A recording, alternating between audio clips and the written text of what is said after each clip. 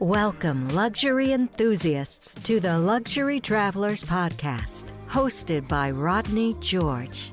The ultimate passport to opulent destinations, extravagant experiences, and unparalleled indulgence.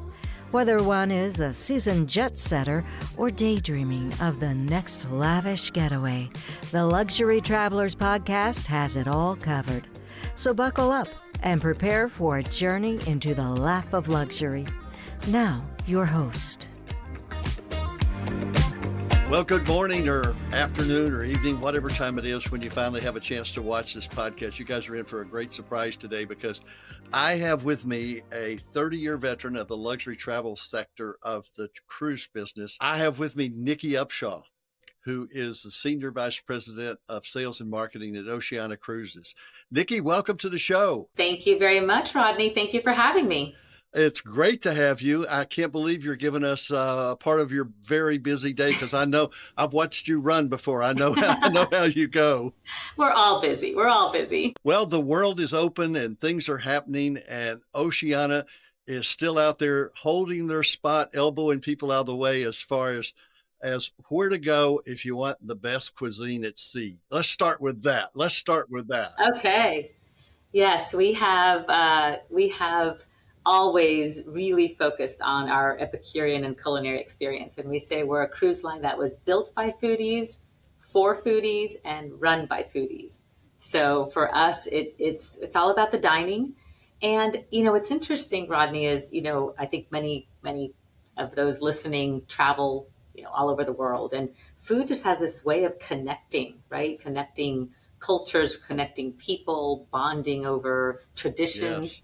But at the end of the day, everyone just wants good food. And it doesn't always have to be over the top indulgent. It can be just like that great, hamburger, right? Exactly. Or that comfort food.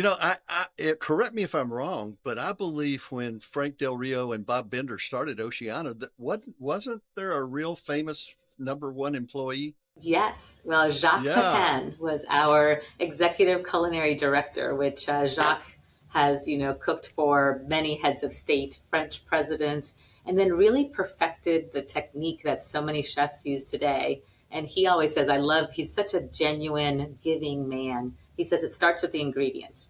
You cannot make anything good if you have not so great ingredients. And once you have good ingredients, the sky's the limit.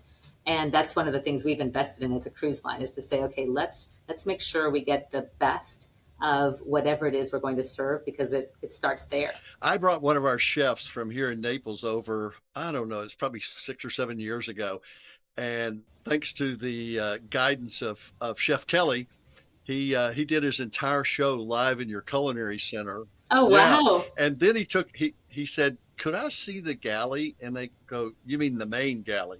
Because you guys are notorious for having galleys in each of your... We have a different galley for every restaurant. And that changes everything right there, too. Your food's not coming from the basement 5 minutes ago.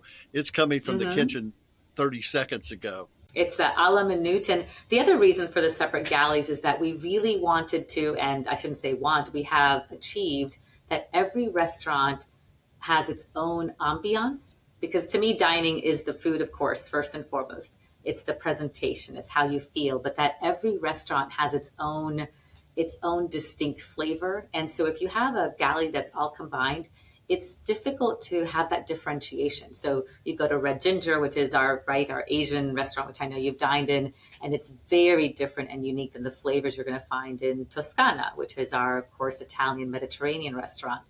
But the fact, I remember when we were building all of our ships, the shipyards always say, are you building a ship or are you building restaurant outlets? Because we're so meticulous about how we're going to, really it support the culinary experience. It starts with that as well. And it pays off in spades too. And I will tell you folks, if you're watching this for the first time and you've never been on Oceania, the first stop and the third or fourth or fifth stop for dinner is definitely Red Ginger. And I will tell you this, you will not get a better sea bass preparation anywhere on this planet than you'll get in Red Ginger on Oceania Cruises. That miso-glazed sea bass. There's one other thing, and you've again, Rodney, have known us for a while. And of course, so many that are listening hopefully have sailed with us. But what we've also realized is that the traveler today, right, avid traveler, loves to explore. So as you know, we spend so much time in port. You get back from a long day touring or sightseeing, and we have all these wonderful specialty restaurants, which of course are free. We never charge for any of our specialty restaurants. But you want something casual, and yet the food quality, the culinary experience needs to be at a high level. So we've gone into this relaxed and refined option as well, like our terrace cafe, our trattoria out on al fresco at the pool, where you can design your own pizza and your caprese salad and your bottle of wine, and just really relaxed but still extraordinary dining is another kind of evolution or innovation that we're making. We're just not going to stop. No, well, and you shouldn't because you do everything so well. And you hit on something earlier about ingredients, and I was going to tell you the chef that we had on doing his TV show from your ship, he was blown away by the provisioning that you guys do and the quality of the ingredients that you do purchase. He was blown away. He goes, I got to rethink everything I'm doing now. Well, I will tell you that the coming out of the pandemic has definitely made life more difficult. I wouldn't say just for Oceania, but any hospitality industry. But we're also perfecting local sourcing. So we always did that, but now really more than ever, because then you have that fresh ingredient and you can actually, certainly get it quickly and know that you're, also kind of blending in with the destination.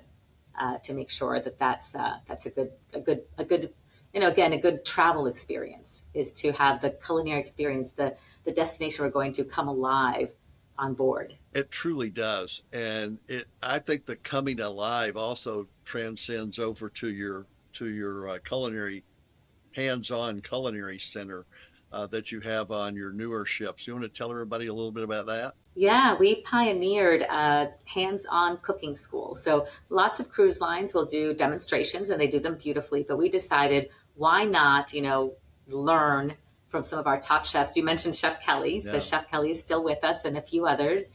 And you can come into a 24 station culinary center, and it's an hour, sometimes 2 hour class.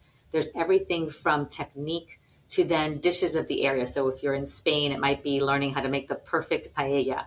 Or of course, in South America, maybe it's going to be a little bit of pisco and accompanied by ceviche. In Asia, you mentioned the miso-glazed sea bass with certain things. So bringing that destination through learning how to make traditional dishes of that area.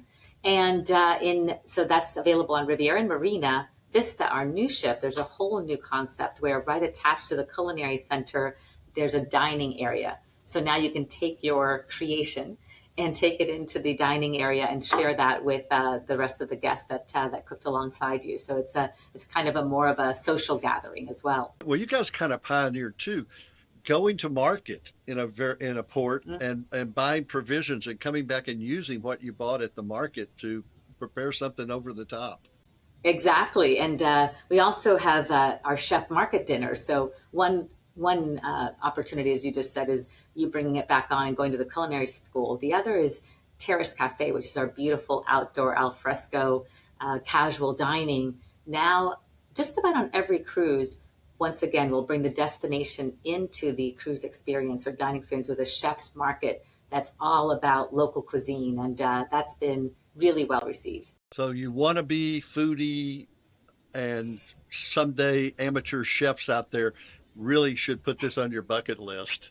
Absolutely. And you can be indulgent. You can be healthy too. We have lots of healthy options. So I think sometimes they'll say, Nikki, so am I just going to be dining all the time? I said, no, you're going to mix that up with a whole bunch of things. But when you're on board and you are ready to enjoy your meal, it's going to be spectacular. Well, Oceania, more than most cruise lines, requires me a few extra laps around the top deck in the morning. And I always take the stairs. If you will do a few laps in the morning around the track and take the stairs, I like your secret. And it works. Yeah. It works for me anyway. So other than a foodie, how would you describe the average traveler that sails with Oceania? So, it's interesting. I find, and maybe because I'm getting older, Rodney, But our travelers, we've always been that, kind of call it well-traveled. I hate to say ages, right? Because I think it's not about age, but certainly usually someone that has traveled quite a bit Yeah. uh, knows that they want to keep traveling, but they want to be able to do it in their Right. style. So we're a cruise line that allows you to customize a lot of the experience on board versus your cruise experience almost being prescribed. It can be actually customized, by, well, you and your team, right? To make it your own. Usually a kind of active traveler. I'm not going to say like a marathon runner. Well, we get that too, but active being that they're eager to get out and explore. So it's not a sedentary, traveler. It's one, let me get out there, sometimes with our excursions, sometimes on their own, but just inquisitive. Let me keep learning.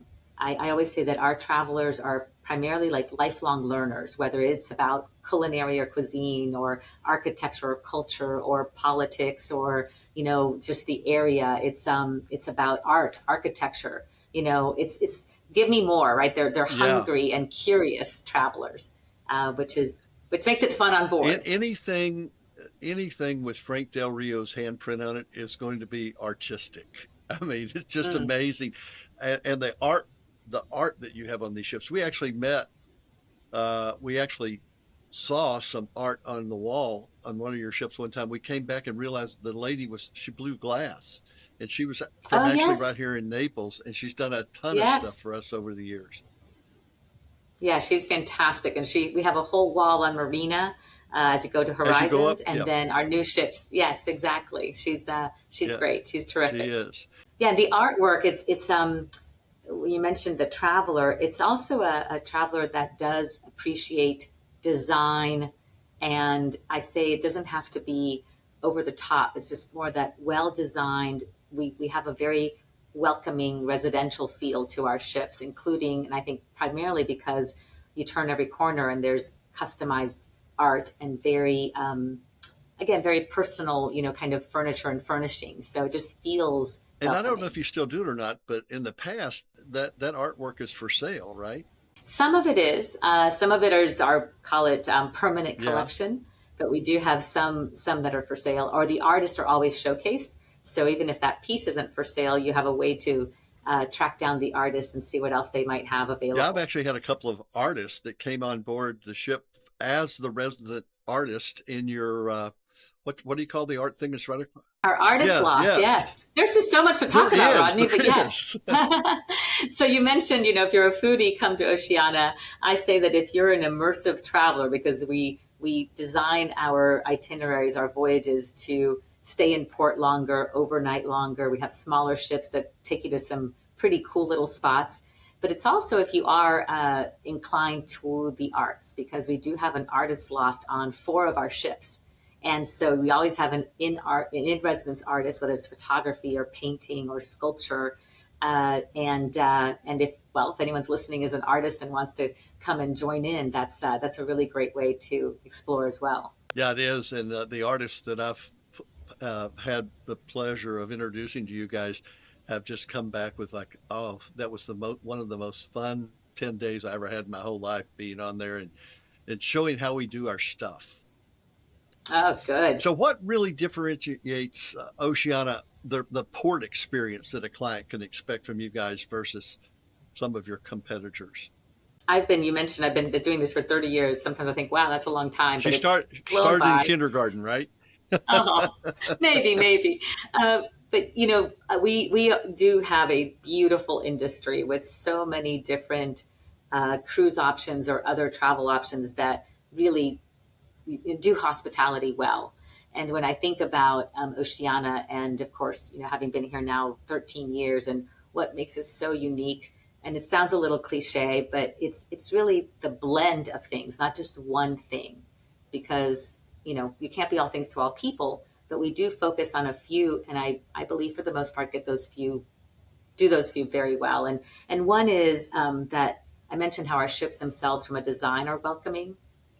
I would say that our team on board, our crew, it almost feels like they are part of your family or you're part of their family right away. They want to make sure that you enjoy your experience, but that it's personal, and it's about you, not just, that they're doing the same thing over and over. From a destination experience, we do travel to many of the same places as, some of the other beautiful cruise lines. But what differentiates us is staying, if you look at our itineraries, staying in port many times until 7, 8, 9 o'clock. There's nothing like sunset, like being able to be still, just traveling around a city and being able to enjoy either that last cocktail or that stroll or that cappuccino at sunset versus being off the ship. Sunsets at sea are beautiful, but there's something about, just being in port longer. You almost see the city become alive with locals. And that's another differentiation for us, is we feel like our travelers want to travel more as a local than maybe as a tourist. So we also overnight many times. That way you can see you might dine on board the ship, but then you can go out and kind of see what's happening in Bordeaux, or, we might overnight in Tokyo, or in, of course, Barcelona, or look into, Montreal, other areas close by. But that gives you that sense of place that I don't think you get on other lines, with that overnight experience. And then just, I'm so proud of our team, because you can put together a cruise experience and it looks fine, but we take great pains to make sure we're tempering small, tiny boutique ports with larger ones. And that might sound like, okay, why is that important? Well, because there's a cadence to you traveling. You want to be active, as I was saying, and discover, but you want to also be able to slow down a little bit. So those smaller ports give you the opportunity to be off the ship 3 or 4 hours, come back to the ship and just kind of chill. The next day might be a full day because it's a bigger port. So that lends to an experience like no other. So I think it's a culmination of all of those, plus getting to cute little tiny ports with our 600 guest ships. Our regatta class really does make a big difference. At the same time, the ship, especially your 3 newest ships, they're almost a destination within themselves. There's just so much to do and to see and to enjoy. One of the most enjoyable experiences I ever have, if I'm on one of those 3 newer ships, is La Reserve. Yes. Well, back to the food, Rodney. Can you tell I skipped lunch? we're hungry. We're hungry. Yeah, it's funny because you were saying, like I said, we could talk, and I'm obviously very, very proud and of our company, of our brand, of our cruise experience. But I was thinking, I'll get back to La Reserve in a moment, but I was thinking back to the feeling on board. Yeah. We have worked really hard that there's all these little spaces. Your stateroom or your suite is beautiful and well appointed, right? And you kind of expect that coming to a line like Oceania. But there's all these, there's the library, there's the martini bar, but then there's also our digital center, the artist loft. There's also our smaller, venues, nooks and crannies. So when you go on board, you kind of feel like you can find a space for yourself and just relax or socially meet up with people and chat. Of course, our spa and wellness center, if you're looking to, as we said, stay fit, burn those calories that you might be consuming. But just it's special because there's so many options, as you were saying, destination. But La Reserve is this. It's incredible, right? You can only do that once a cruise. Okay, maybe twice, because it is quite decadent. And I say decadent, it's quite indulgent, but it's that 6-course, wine pairing. And I love how, I'm sure you did too, just being a foodie, the sommelier comes out between every course, and so does the chef, and just shares with you the passion, the inspiration of that course, plus why they're pairing it together. And it's an insight, right? It's not just dining. It's now you're learning, back to that lifelong learning experience. And you better have some time, because it's a 3-hour experience or better. Yeah. It is. That's why I was saying, maybe you don't want to do it. I don't mean to tell people you can't do it more often, but usually once or twice a cruise is good for everyone. Well, people actually think that I have ADHD, and I said, I'm too old for that. And they go, no, you're not. You can't be still. But I'm still for that, because I got great food in front of me, and I'm learning something from both the wine som and the chef. Love that experience as well. What else do we need to know? Oh, what do you got new and exciting that you've got that's just over the horizon that you can talk about? Sure. Well, first of all, we have our next baby to join the fleet. Allura will come in July, so a year from now, July of 25, and she'll be a sister ship to Vista, which, as you mentioned earlier, launched to great accolades. Just really a gorgeous ship. 1,200 guests, and Allura will launch in Europe. So I mentioned our destinations, but we do travel all over the world. Everything from 7-day sailings to our 180-day around the world voyage. And Vista, which launched last year, it's the first time we're going to use a larger ship for around the world in 2026. So if you don't have 180 days, I understand that, but take a look at our segments because those are pretty amazing and that ship is stunning. So Allura is coming. And then we have 2 more ships on their way in 27 and in 29. Wow. So Oceania you're going to have a lot more of the world that you can experience with Oceania as we keep growing our fleet and our brand. And to think I first met Trisha Wolf when Hmm. when Marina was about to be christened. That's how long. Yeah. Okay. So what was that? That's 2012, I Yeah, think, 11 right? or 11, 12. 12. Yeah. Yeah. Yeah. Oh, So you goodness. got some Time great flies. stuff coming. Yes. Yes. Really, really, really exciting. And we talked a lot about the culinary, but that's, as you said, in some ways we feel that as someone travels, one of the, they remember how they feel. You remember what your emotions were, what your feelings are. And a lot of that is wrapped into your dining experience because that's usually very social, right? And so we just want to be able to really, really hone in on that, perfect that. I'm reminded of a famous quote, and I wish I could remember who said this, but people will often forget what you said. They'll often forget what you did, but they will never forget how you made them feel. And that's how I feel when I'm on Oceania. I'll never forget how you made me feel while I was there. Very good. Very good. I like that. You have on your world cruise, you do some really neat things. I believe you call them overland experiences. Yes. Yes. So we actually have overlands throughout other sailings as well. You mentioned destination earlier, and I talked a little bit about what sets us apart. I didn't hone in on our excursions because I think I kind of not forgot, but thought, okay, wait. But the overlands are another way to have a deeper immersion into an area. But our excursions themselves, we have everything from culinary excursions to architectural excursions. We also have wellness tours. So we've truly tried to look at what every traveler out there might want and design something for that.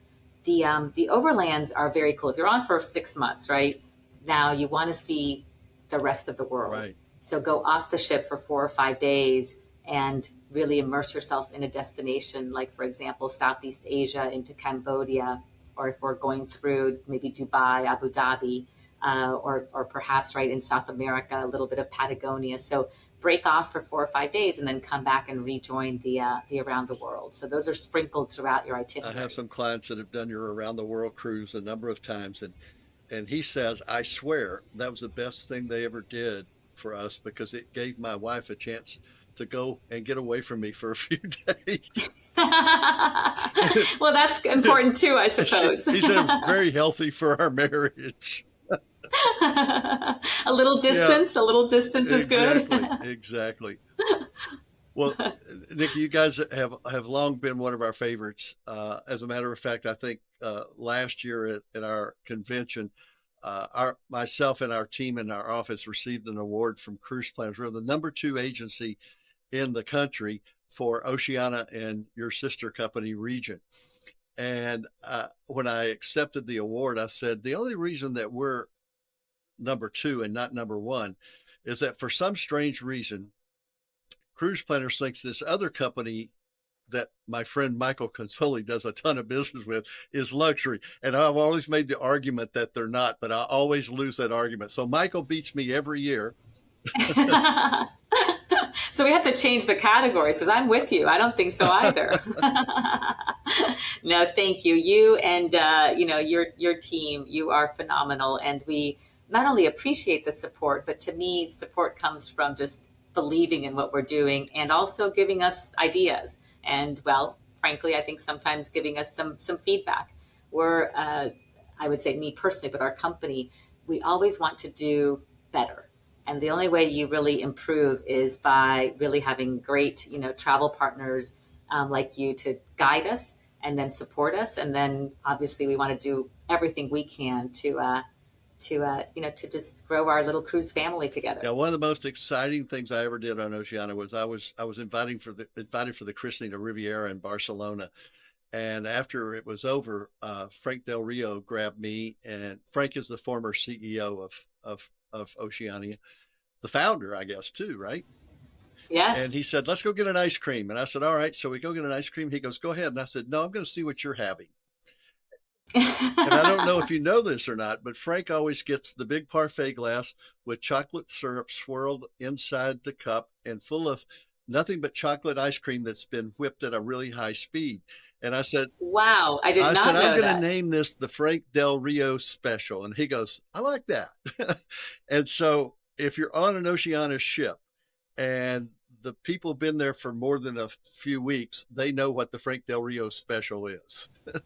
And that sounds really, really Oh, good. yeah, Wow. it was. It was very good. Yeah. Anyway, Nikki, thanks so much for taking time from your very busy day. And here we are trying to get out of the office early because it's a Friday, but I'm keeping you there so that we could get this done for our friends and clients. I tell you, we send these out to clients and they immediately call up and go, I haven't been on Oceania in a while. And it just it's starting to stimulate all kinds of business for us. So thank you. Oh, Thank you so much for coming on, and thank you for being such a good friend over all these years. And I always have to remind everybody that's watching, as my good friend Philip Randall always said, enjoy yourself. It's later than you think. thank you, Rodney. Bye for now.